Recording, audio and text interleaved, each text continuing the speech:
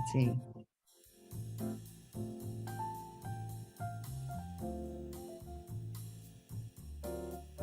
Okay. All right. Well, hi, everybody. If you can put in the chat where you're watching from, and then we're also going to have a couple of poll questions come up. My name is, I'm just going to see what I can see. Awesome. My name is Sheila Andreen. I'm the CEO of Impactful, and I'm also the producer director of Angst, like the Upstanders and Race to be Human, and which are social emotional learning programs in our, sorry, we have a lot happening here. It's exciting. In our creative coping toolkit, which we license to schools and corporations. And in making Like in the Upstanders, we were able to learn and address just online harm and safety and how we can protect our children and ourselves. And so I'm super excited to have this conversation today. Just a few little bit of housekeeping. We will be offering a certificate of attendance, which will be sent out after. And we will have also a Q&A at the end. So please, if you want to ask any questions. I want to kick it off with, there was a New York Times article recently that stated that something like digital technology has caused the biggest changes to teenagers in several decades, and that kids spend about 50% of their waking life online.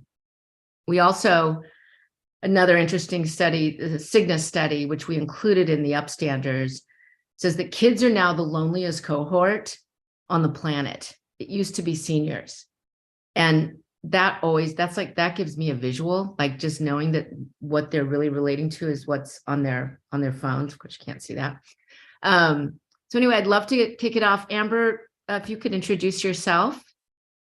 And yeah, absolutely. Well, welcome everyone, and thank you so much for being here. My name is Dr. Amber Gunner. I am the VP of Education Sales here at Impactful. And if you were with us last month, you've heard a little bit about my why, but I want to reiterate again that not just being an educator, but seeing in my own family how we were struggling with anxiety, looking at my cousin that was in high school and needing support. And my family was able to turn and lean to me and say, as the educator, how do we support her? So I want to thank you all for being here as parents, as educators who are really interested in learning how we can continue to grow and help and protect our children. Thank you. And June, would you like to introduce yourself?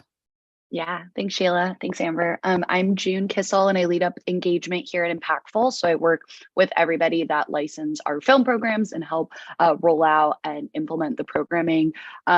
I'm just really excited today to share more about what I'm hearing directly from students, parents, teachers, as it comes to what's happening with social media in the classroom, and then also share, stories of what people are doing and the hard work that's going into to make sure that students feel safe, both online and offline. So I'm excited to be here. Thank you. And Maureen, you and I met through the Upstanders.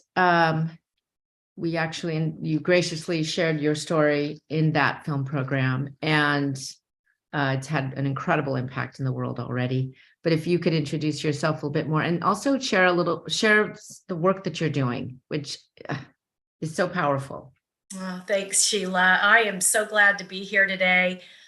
My name is Maureen Molak, and I'm co-founder of David's Legacy Foundation, and we are located in Texas. We formed David's Legacy Foundation after my 16-year-old son David died by suicide after months of relentless cyberbullying that left him feeling helpless and hopeless.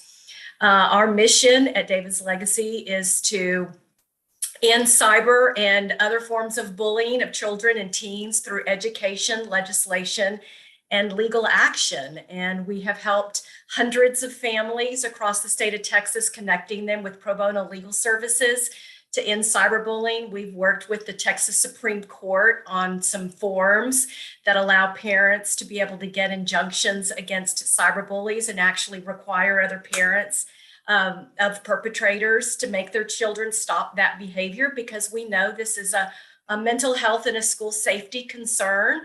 And we're all concerned these days with both of those topics. And I look forward to the conversation that we're going to have today and be able to share more about the work that we've done in Texas. Well, you're also doing some work nationally as well, Yeah. which we can talk about. Can you just tell us a little bit about just when you learned, because it's so hard to see online bullying. It's so different from in-person bullying, physical in-person. Can you just share a little bit about like when you learned that David was being bullied and just, you know, just how impossible and challenging that is to deal with as a parent, let alone as the child too. Yeah, so when we found out about it, it had already been going on for several months, and David had just reached the brink of just not being able to deal with it. And he finally just broke down and told us, and he came running and crying, screaming down into our bedroom one night, saying that his life was over and he was never going to be able to go back to school. And so we started working through the process of working with the school and trying to understand what was going on and talking to law enforcement. And that's when we were hitting all of these roadblocks on how we could support him. And we ended up having to move him to a different school. And we realized over a period of time when we were investigating everything that was happening that, yeah, it had been going on for months. And there were some things that had happened that in person also at the school. But, you know, it had gotten so bad for him at that point, and he was already so traumatized by the time we moved him to a new school. And he ended his life 3 months later. And I'm so sorry about that. I know we've had lots of time to spend together trying to help from that. Did it start off kind of as like a joke, and then kids started to join in, sort of that mob mentality? And can you break that down a little bit? Like, I'm just so curious how that happens. Yeah. So it really started over jealousy over a girl, and it just started to steamroll, where there were just this pile-on effect. We call it a cyber mob, where kids were jumping on, and a lot of them just thought it was funny, and they would just maybe add a laughing emoji or an LOL, or this is so effing good, or, you know, just piling on. So if you took each one of those individual comments by itself, you would say, okay, that's mean, that's not bullying. But when you look at the cumulative effect of everything that was going on with him, and the fact that he was in mental health distress, and a lot of those kids knew it, because they even referenced it in their comments, that it actually rose to the level of cyberbullying. And so, you know, it just got to the point. And even after he moved schools, you're right, it doesn't require geographic proximity. He was out of that school environment, but it did not stop it from happening. And it was still going on. And even though he no longer, most of it occurred on Instagram, even though he no longer had that app, kids would take screenshots of it and still send that to him through regular text. So you really can't get away from it. And one of the things that we did learn, I mean, it's been 7 years for us now, when we've learned so much in the last 7 years. But early on, one of the things that we learned is that anxiety that a child experiences when they know it's still going on and they can't see it is almost worse than the fact when they can actually see it. Yeah. And also just being like the anonymity piece, and then being bombarded constantly, whether through text or anything, you can't take away the phone completely, because then they can't even interact with anybody. So it's so isolating. And the paranoia piece, because you don't know who it is. So you can't trust, you know, your own community. I mean, I just look at that and I feel like, where do you start? Right? Like, how do you even, where do you begin? Was the school helpful at all? Or like, where did you turn for help? Yeah, so we went to anybody that we thought could help us. So yes, the school was the first place that we went to.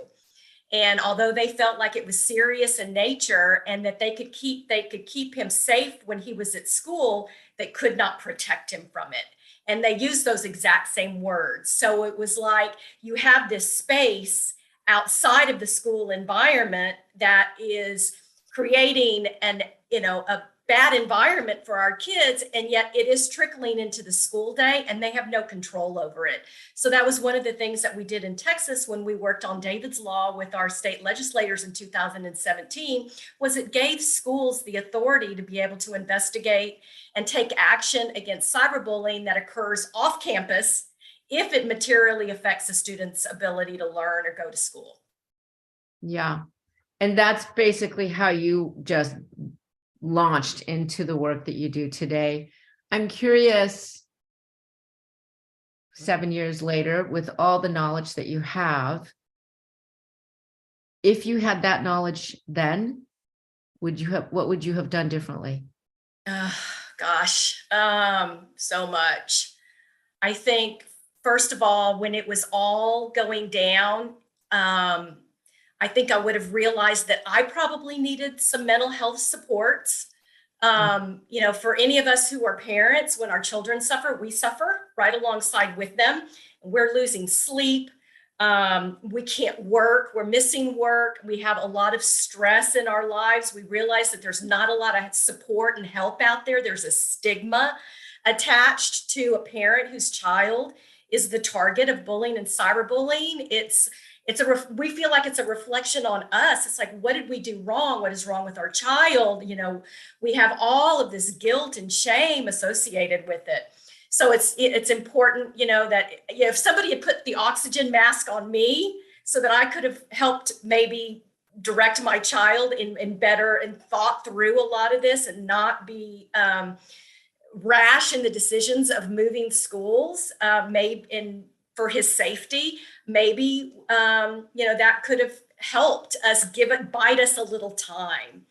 So that was probably right in that period of time when it was going on. But I also believe that there were a lot of things that I could have done to prepare myself better for these situations. Communication in our household could have been better. I could have been talking very early on when my children were younger about emotional health and how you deal with certain situations in a healthier way. And also about asking questions about what they were experiencing online and getting them to talk to me a little bit more. And then I also believe I could have educated myself better. I had this big gap between my middle son and David, and technology rapidly changes. Wow. And so that was like, there was a 6-year gap between those children. And I never had any problem with my older 2 boys and technology, but that was because that was pre-invention of the iPhone when they were in high school. Wow. So having this device in their hand where they had instant access to so much information without having to pause and think, created a very different environment. And I did not realize that. I also just believe that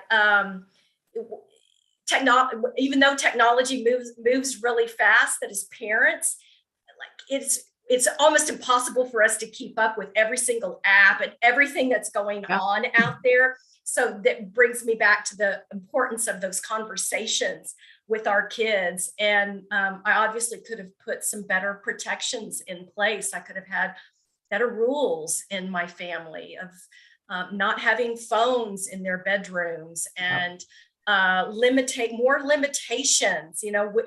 When by the time it got so bad is when we started to put limitations on it. And that's when we saw David's mental health plummeting, and his identity was on what he was doing online. And so it got to be very, he was angry when we would take his device away from him. So we definitely have learned a lot. It's so interesting because there is no manual. You couldn't create a manual and keep it up to date because it's moving so fast. I know that you're doing a lot of other work, even just to work to change some policy for accountability on the platform piece, which we can get to later. Thank you for that. I have so many questions, but I'm going to toss to Amber or to June. I think I'm going to go to June real quick. And just, Jude, what are you learning when you're like, just what are you hearing in the conversations that you're having with the schools on how we can safeguard our children from even things like bullying, but also buying drugs online, you know, the choking challenge, those toxic viral videos, pornography. It's everywhere. Yeah. Thanks, Sheila. And again, thank you so much, Maureen. Rehearsal choked up. When I watch her film, I choked up, and now also. So it's, your story's really moving, and I just appreciate you being able to share with everyone. Yeah, I think what I'm hearing from schools, from district admin, from teachers alike is, how can we, kind of like what you were saying, Maureen, how can we have these conversations as soon as possible and as young as possible? Because, even I've had people tell me that they're using our programming, which is for digital citizenship and social media, as early as 6th grade, because that's the time when most of their students are getting a phone. And so as early as possible. And then, Sheila, to kind of what you're saying on the more dangerous aspects of online use, drug access, toxic viral videos, pornography. Mainly what I'm hearing is students accessing explicit content online, and then even some examples of extortion. And, this is, validated and demonstrated from Common Sense Media research from them. They're actually featured in our film. And they did a study of around 1,300 teens, and it was 73% of them have access online pornography. 40% of them have accessed this content during the school day, and then half of that was actually on like a school issued device. So it's happening everywhere, in schools, outside of schools, whether adults know it or not. And a specific district I've been working with on the East Coast, that was sort of what was the real big examples of why they came to using and our programming were examples of extortion from student to student and also outside of the community. And the district administrator was really clear of being like, and by the way, these are examples that we know of. We know that we haven't even scratched the surface. And so I think on the other hand too, it's been really great to work with this school district, because they're also, their main part of their programming, they have an initiative across the entire district. And they're bringing all their teachers in together to kind of be like a teacher committee for digital citizenship initiative. And their main goal is, how can we make sure every student on campus has a trusted adult they can go to, whether that's on campus, whether that's off campus, and vice versa. How are we making sure parents and teachers and faculty and anyone on campus feels like they can be that one trusted adult? And so, when they're talking about this initiative, they're, and I've been working with them, they're doing specific plans of, okay, what's going to be pertinent for students, what's going to be pertinent for parents, and what's being pertinent for teachers and staff. And I think just really emphasizing that message that we all have a part, and how can we also do this together, because, as we've already said, the landscape changes every single day. And so how can we all be doing this together, and as early as possible, if it's, if we're able to. And Maureen, I know we talked about that this has been a shift, these more, online drug access, accessing pornography has been a shift in the work you're doing. And so I'd also love to hear, what you're hearing on the ground as well. Yeah, so I'm part of a national online harms prevention work group, and we have parents from all over the nation whose children have experienced various online harms. And it's tragic that we continue to see children's lives are lost by experiences online. And we've worked together to try to pass some federal legislation, COSA, Kids Online Safety Act, last year. And we've actually, there's been a bill filed in Texas that's very similar to that bill. And we're hoping to see that pass in Texas. So it's definitely something that needs to be addressed. This is a shared responsibility. We talk a lot about parents and their responsibility. We talk a lot about schools and what they're doing, and the responsibilities that they have of ensuring that our kids understand digital citizenship and the ramifications of bullying and cyberbullying, depending on what state they're in. but it's time that the social media companies are part of that conversation. Yep. And we welcome that. I've welcomed that for 7 years, and we're hoping to engage them now, and we'll see what happens. Yeah. Once they're on board, I think it's going to be so helpful. Amber, you're the mother of young children. And so you're, I'm sure you're having some experiencing or seeing it. You're also a former educator or an educator. And just from where you sit and what you do with us, can you share a little bit about what you think schools are doing, or, what are some of the challenges that you're hearing when you're talking to schools? And yeah, absolutely. And I think the first thing that's important, as engulfed in this work as I am, as a parent, I am still having to learn and figure out, how to navigate this. Even just earlier this year, we started making it a precedent to limit the time on the tablets. And we've introduced board games. So my daughter can now beat me in Connect 4, over and over again. But we've had to really figure out, how do we add in some other things that we can engage as a family, and not as much taking, those devices away.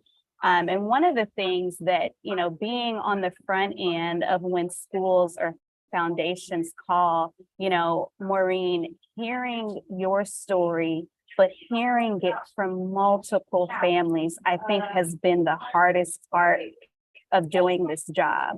And I am grateful that you all and other leaders are stepping forward to help and pave a way for parents like me that have elementary age children, because we're able to learn and we're open to figuring out how we can do better in just communicating with our children, like you said, or being able to have uncomfortable conversations that we may not think that, is time for with a 7-year-old, but it definitely is. And even as you talked about being able to have people that my children can go to ask some of these questions. They have older cousins, that they are forming a relationship with, that they can feel safe to ask things that maybe they may not be comfortable in asking me. And I think another thing, we are working with a district wide, and I was talking with the mental health director, and she said one thing that they are doing is they're really looking at the whole child. So they're looking at both sides in terms of the student that is doing the bullying, as well as the students that are receiving it, and really looking more holistically of how can we help and support these children, both individually, the families that they come from, and then open this up to being more of a school-wide conversation. And so that was one of the things they were looking to with our program, and they were grateful that, and working with us, that access was also going to be extended out to the parents, because they at least have many resources within our platform that they can go to. They're hosting community, screenings. They're able to have those discussions, bring in moderators. And so understanding that we don't have to have it perfect, but that we're all willing to come to the table and figure out a solution for both sides of those children. And Maureen, I really kind of wanted to ask you, as you talked about more of what it is that we can do, what are some of the things that you are seeing even with schools that they are doing, and any other things you think that we can be helpful in at this time? Well, anecdotally, I've heard from a lot of school districts that they're not allowing the kids to have their devices in the classrooms any longer. They're having them put their phones on a pouch behind the door, and the kids are way more engaged. They're turning in their assignments. There's more kindness in the classroom, and there's more conversation in that one-on-one, and they're learning how to problem solve instead of problem solving using their devices. And so I think that they've seen that it may not work in every school district, and you have to do what works in your particular culture of your school. I do go out and speak to a lot of parent groups, and I do try to get parents to understand that we're talking about all children. And if you ask your child who has been the target of bullying or cyberbullying what it is that they want, what is their desired outcome, and they'll say, I just want it to stop. And so often the parents want way more than that. So to get them to understand, like, we all have to work together peaceably in order to make sure that these kids can live on the same campus, because that's really all they want in these situations.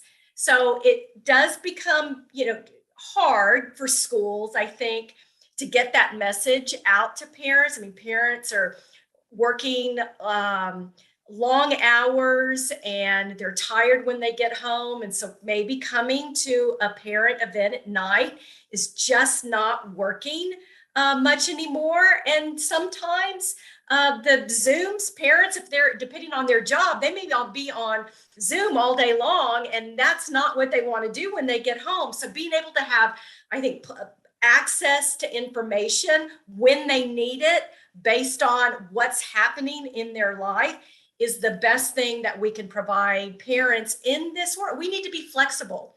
We need to be able to help parents and meet them where they are so that we can provide the tools that they need in order to help their children. Yeah, I do like that sort of emphasis on, I mean, I feel like we're in this place of survival mode, right? Like trying to just patch the holes in the boat before it sinks.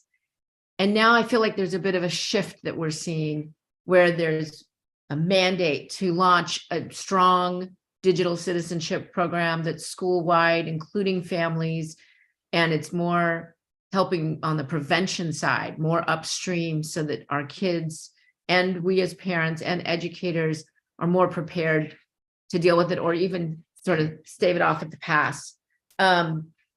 I know that we've got a couple questions here, so I'm going to go to some of those. How can we navigate this as school leaders when we don't have access to the information, the social media, et cetera, and parents don't always have the information until it's too late? Maureen, do you want to take that one?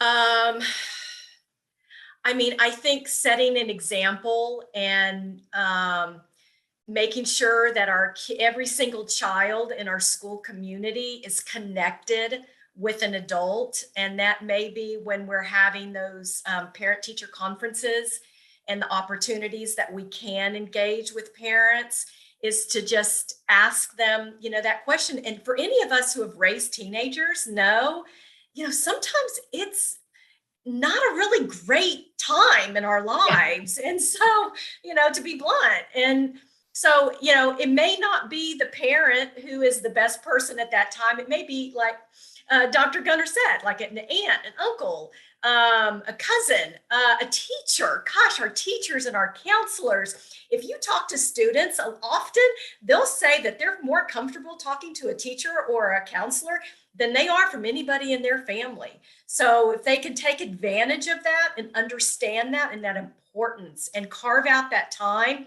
and recognize any behavior that may just be just out of sync for that child, then I think that we can help them. Yeah. Gosh, there's so many great questions here. Okay, so I always love this one. What would be the first step one if you witness bullying, or even if, and maybe from the standpoint of a parent, but also like advice to a kid who is seeing their friends like either wanting to do like the choking challenge, or like, how do we equip ourselves and our families to deal with these negative outcome, behavior, or buying drugs online, or talking to strangers that you don't know that you can trust? What would be the first thing we could do if we see that happening? I mean, I'll take a stab at that one. I think having those conversations early, like, there are dangers in the world. And before the invention of technology, there were dangers in the world. Now our kids just have easier access to a lot of that danger. And so I think it's important that we're bringing the things up that we see that's age appropriate, that we can talk to our children about. But the most important thing I think you can tell your child is that no matter what you see or what you experience online, you can come to me and you will not be in trouble. And I will help you get out of any circumstance that you have gotten yourself into.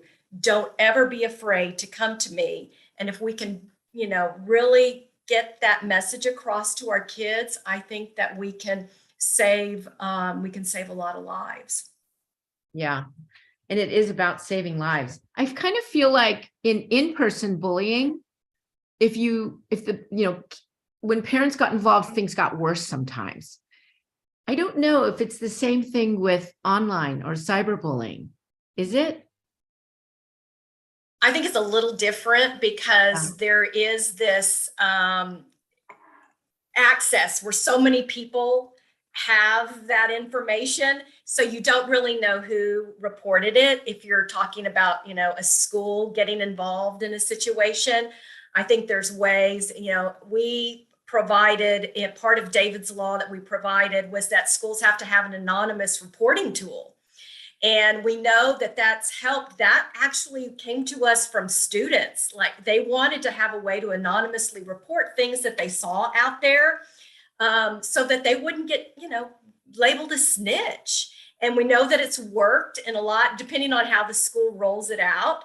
It can be extremely successful for them to be able to address situations and keep that anonymity.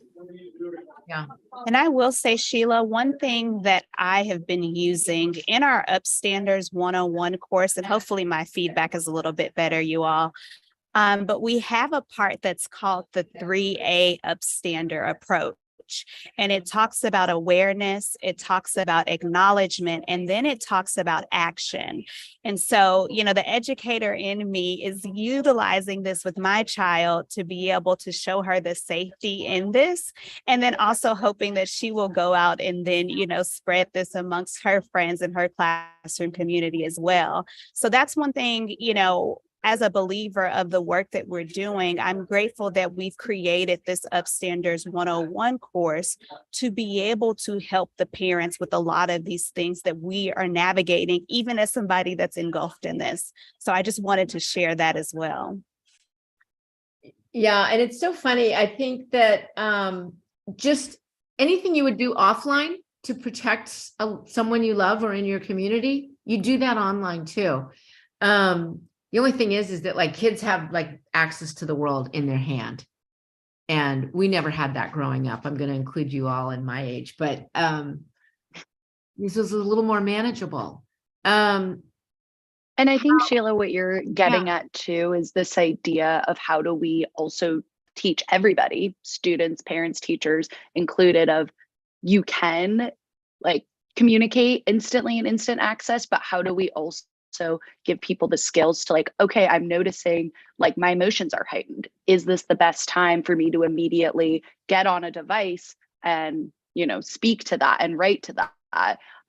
So I think that's something too that is super tangible. And again, it's just intertwined with all other like emotional regulations, but it's even more pertinent now because there's a device that we can send and you for the most part can't unsend. I know now there are features where you can edit said message, but for the most part, it's what you're saying is written and is seen now. Yeah.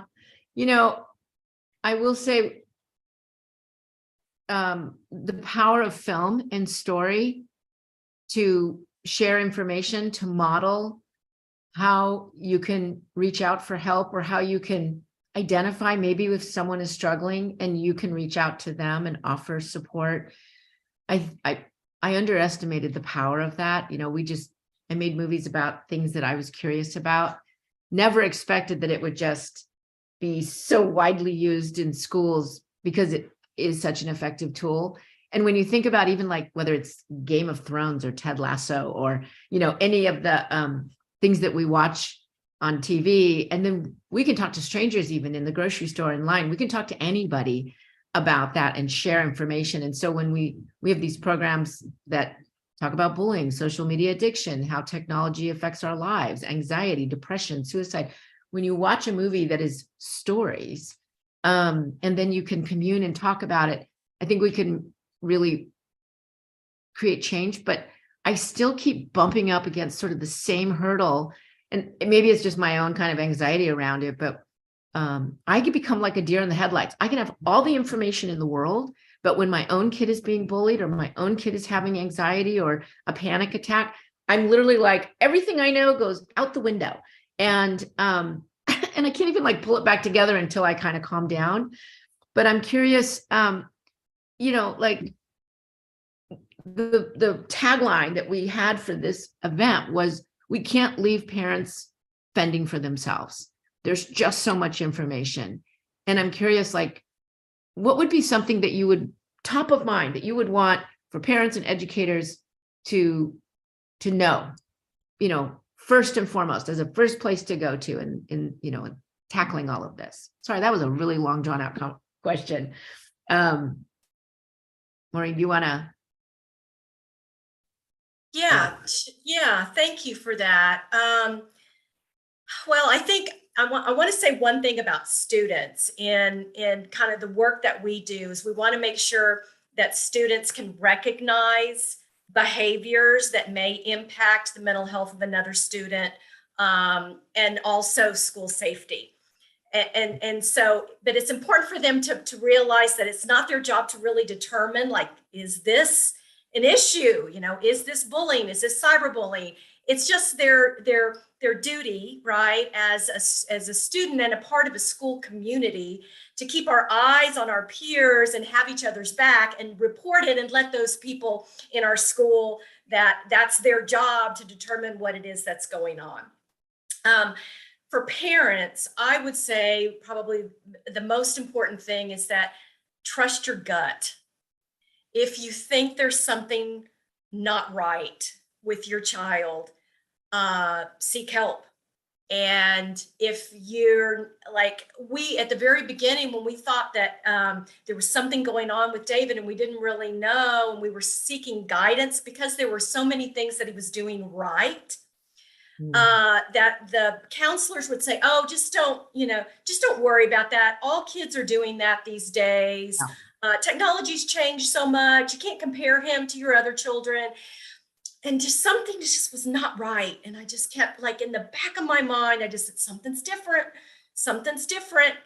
And I really wish that I had sought additional help. So if you don't get the resolve, or you're just not comfortable with what somebody's telling you, and you still in your gut are just not feeling it, go to somebody else.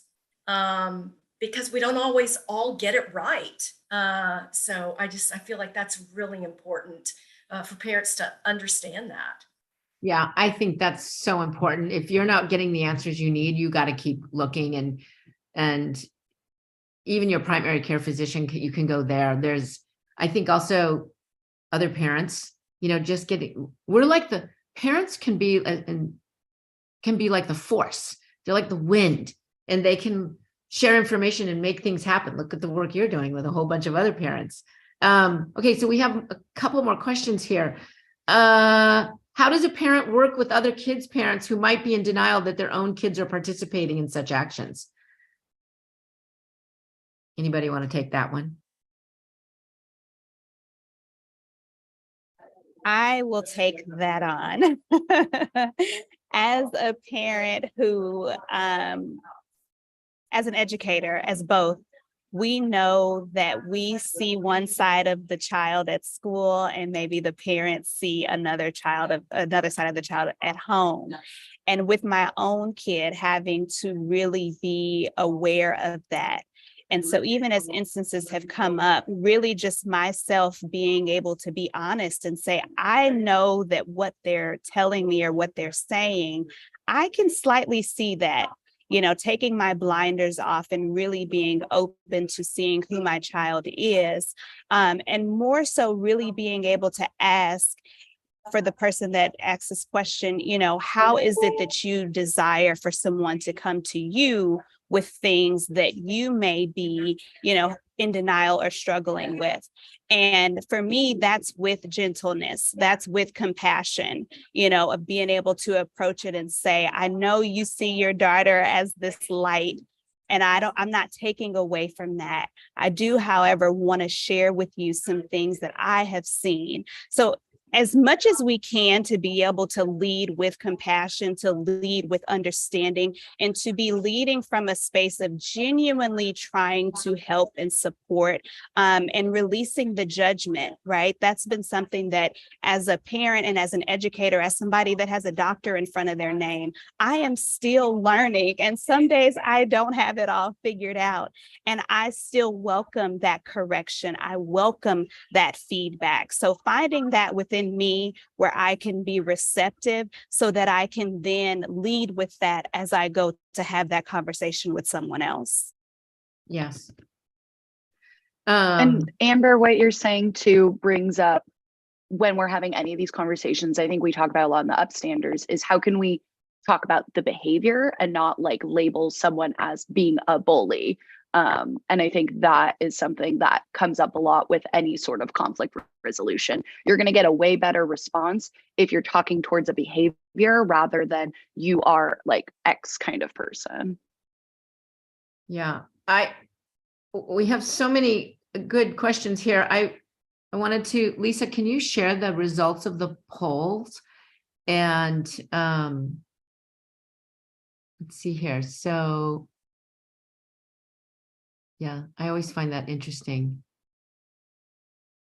And the last one's really interesting about, should technology be banned in the classroom? While banning it in the classroom creates a lot more engagement and a richer learning experience and attention, I'm curious, and maybe we should have had another one, why not so many people are advocating for it. I know there's like the school safety issue, like unfortunately, we in America, in the back of our minds, we're, unfortunately the scenario of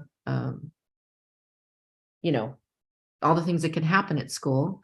We want our kids to have their phones right there so we can know that they're okay. And I think that plays a big part of it.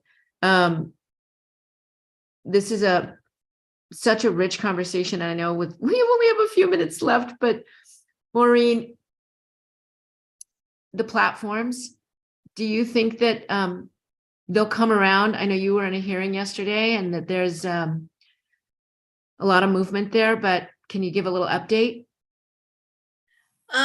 Yeah. So I think they will come around, whether they do it on their own or whether they're forced to do it at some point. I think we've turned a corner.